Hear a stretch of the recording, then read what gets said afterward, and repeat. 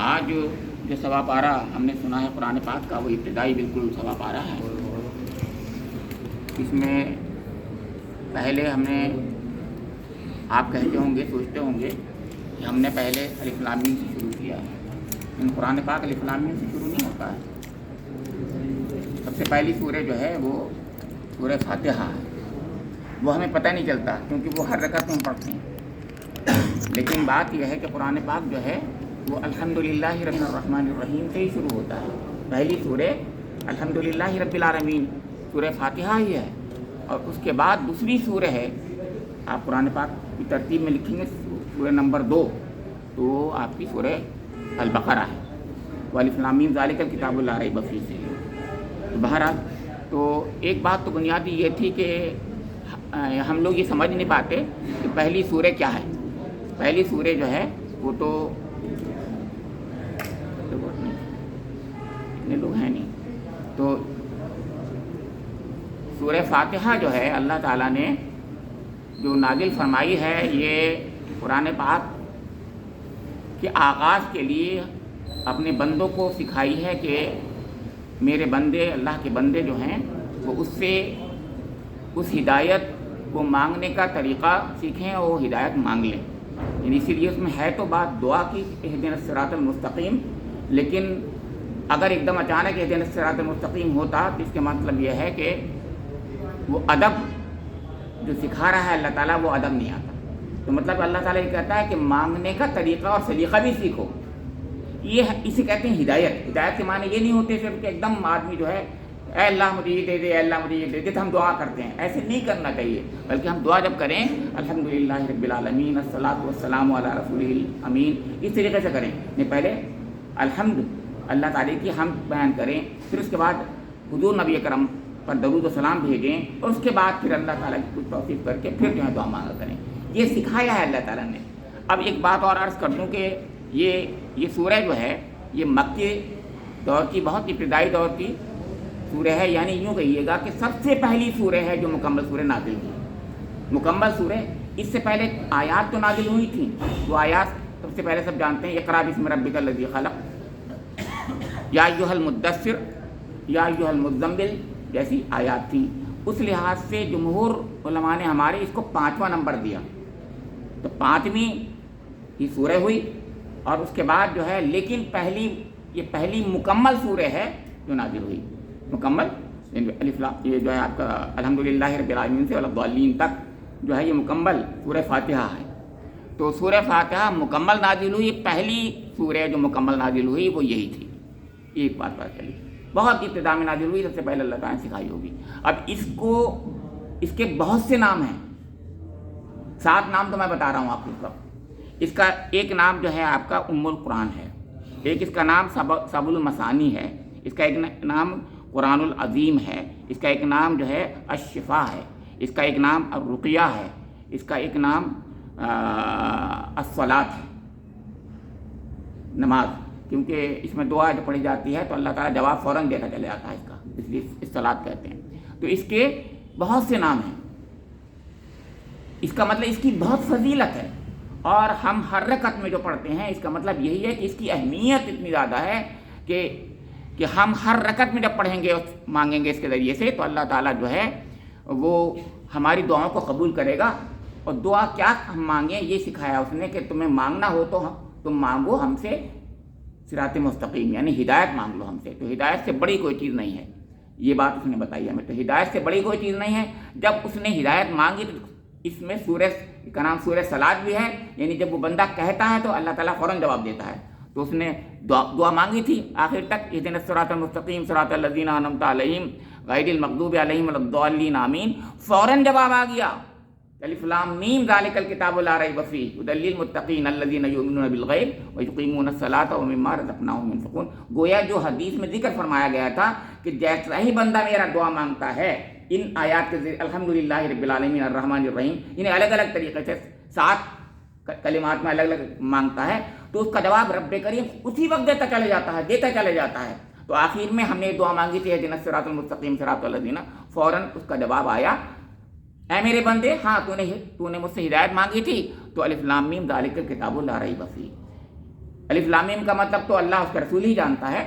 اور اس کے بعد یہ کہا یہ ہے وہ کتاب، ذالک الکتاب لا ریب فیہ، جس میں کوئی شک نہیں، یہ اللہ ہی کی کتاب ہے. اور ھدی للمتقین، یہ ہے ہدایت، وہی جس کو تم ہدایت مانگ رہے تھے، یہ ہدایت کے لیے ہی ہے. لیکن ہاں اس کی ایک شرط ہے کہ یہ متقین کو ہدایت فراہم کرے گی، یعنی اس سے فائدہ حاصل وہ کریں گے جو متقی ہوں گے.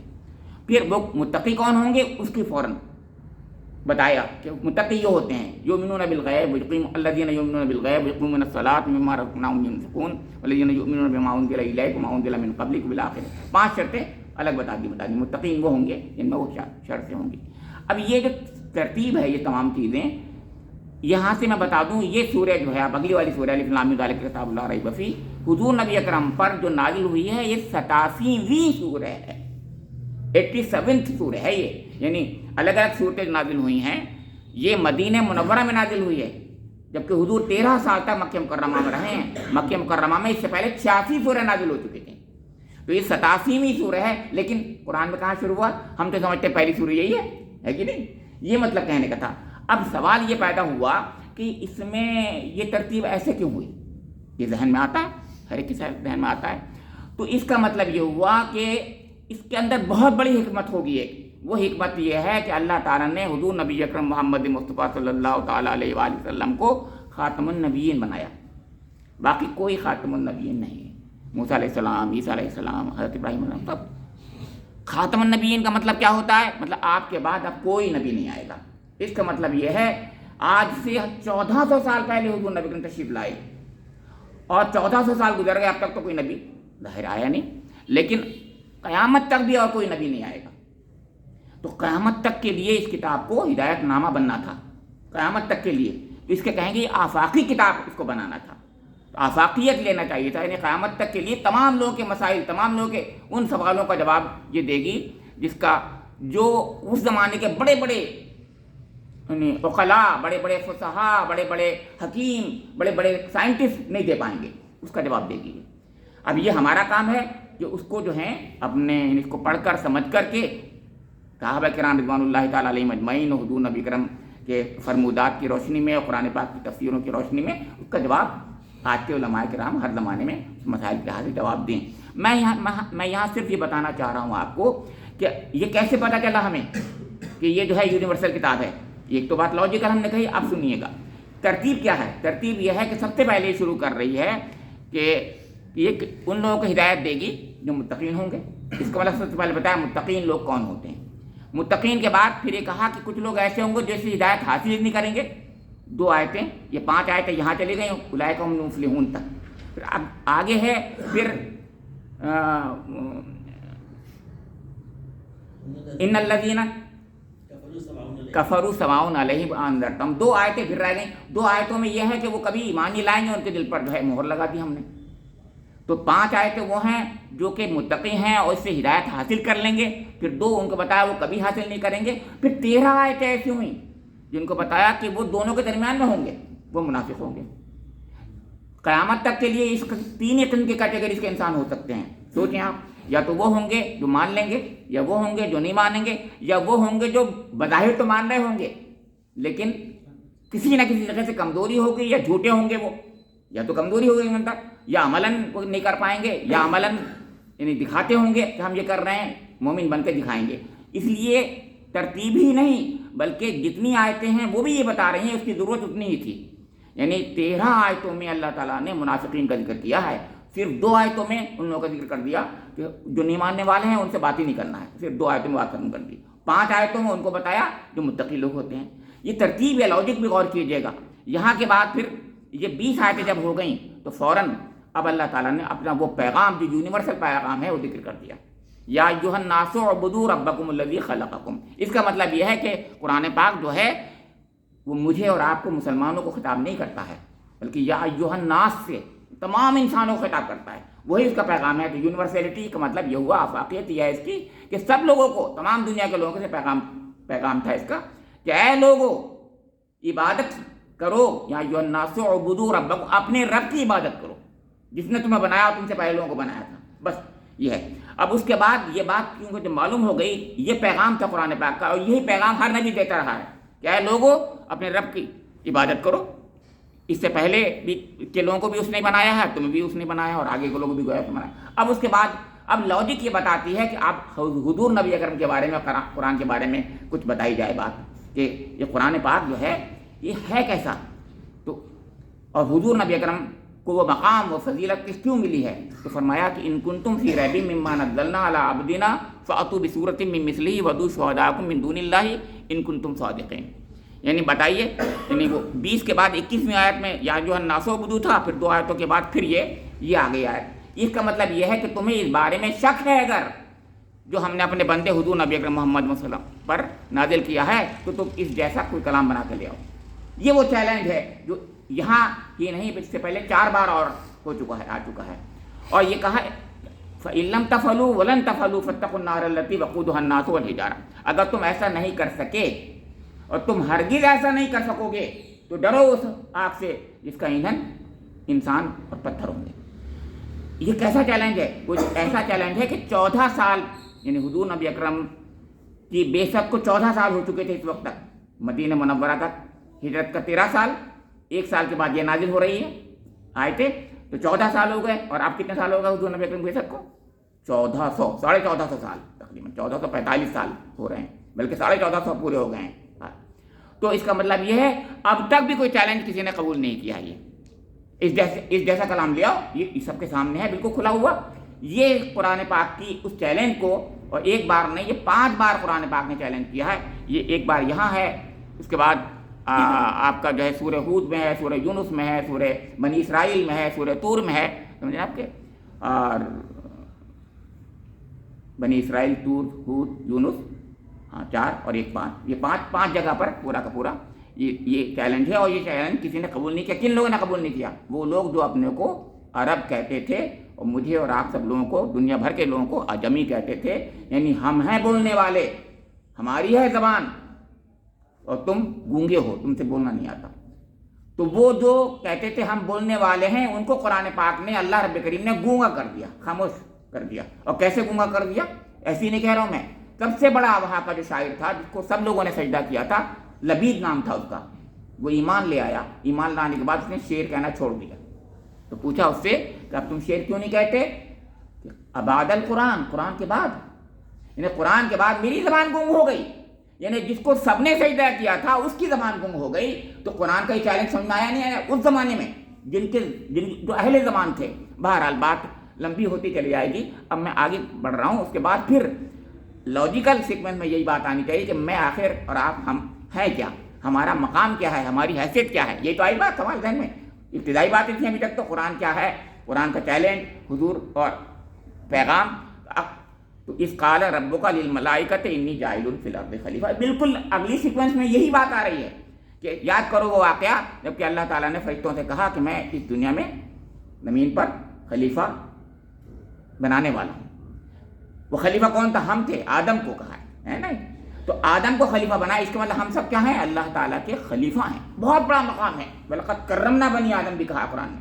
اس کا مطلب ہمیں اللہ تعالیٰ نے بہت بڑا مقام دیا ہے، اور یہ مقام جو ہے، اس مقام کو، مقام خلافت کو ہمیں یاد رکھنا چاہیے۔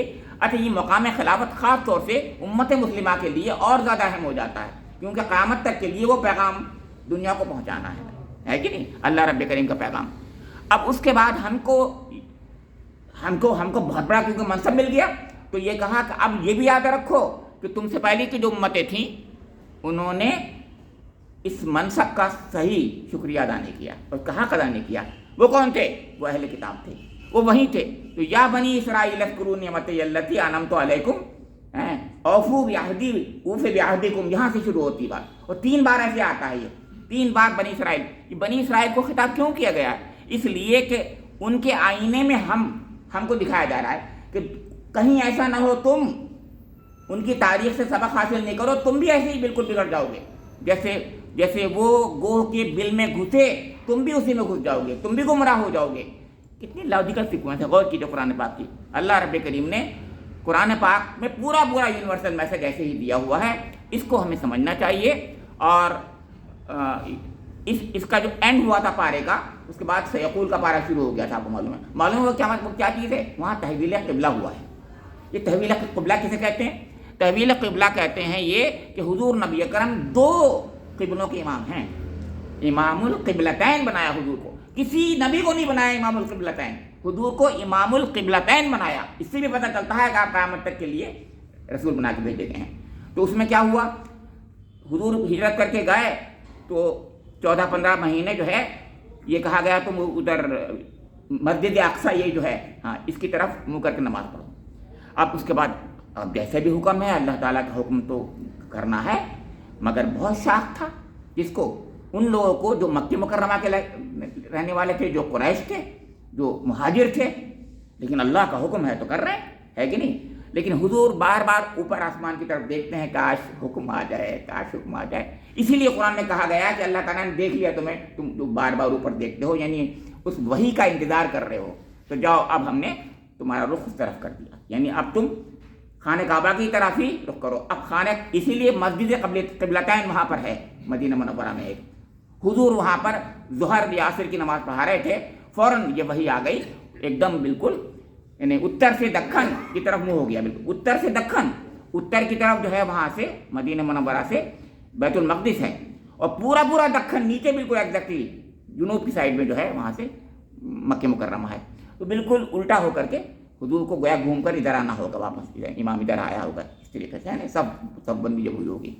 مگر حضور کا یہ منصب سوچیے کبھی, اس کا مطلب یہ بار بار قرآن ہمیں یاد دلا رہا ہے کہ یہ قرآن جو ہے قیامت تک کے لیے ہے, آفاقی کتاب ہے, تمام دو انسانوں کے لیے ہے. اس کو جو اس سے جو ہے ہدایت حاصل کرے گا وہ کامیاب ہو جائے گا, اس کے مطابق جو زندگی گزارے گا وہ دنیا میں بھی کامیاب ہو جائے گا اور آخرت میں بھی. اللہ رب کریم مجھے بھی اور آپ لوگوں کو بھی اس کی ہر تعلیم کو سمجھنے کی, اس کے مطابق عمل کرنے کی توفیق نصیب فرما دے, اور اس رمضان المبارک میں بھی ہمیں اس سے فیض حاصل کرنے کی اور روزے کے ذریعے سے اس کے اندر جو برکات حاصل کرنے کی توفیق نصیب فرما دے. روزے کے ساتھ رمضان کا تعلق اور قرآن کا جو تعلق ہے اس سے پورا فیض حاصل کرنے کی توفیق نصیب فرما دے. ربنا تقبل منا انک انت السمیع العلیم, تب علینا انک انت التواب الرحیم.